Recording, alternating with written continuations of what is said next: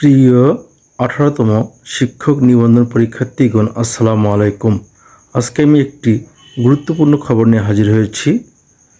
18তম শিক্ষক নিবন্ধন প্রিলিমিনারি পরীক্ষার OMR শিটের মূল্যায়নের কাজ শেষ হয়েছে বলে জানিয়েছে এনটিআরসি।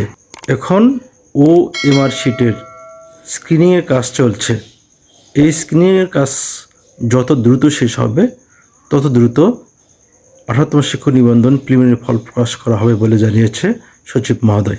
আগামী সপ্তাহে টেডকের সঙ্গে এনটিআরসির একটি সভা রয়েছে।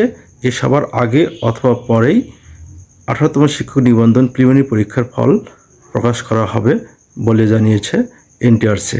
সুতরাং আর দেরি নেই, আল্লাহকে ডাকুন যেন আল্লাহ আপনাদের ফলাফল ভালো করে। এই আশাবাদ ব্যক্ত রেখে আমি আমার কথা শেষ করছি। আল্লাহ হাফেজ।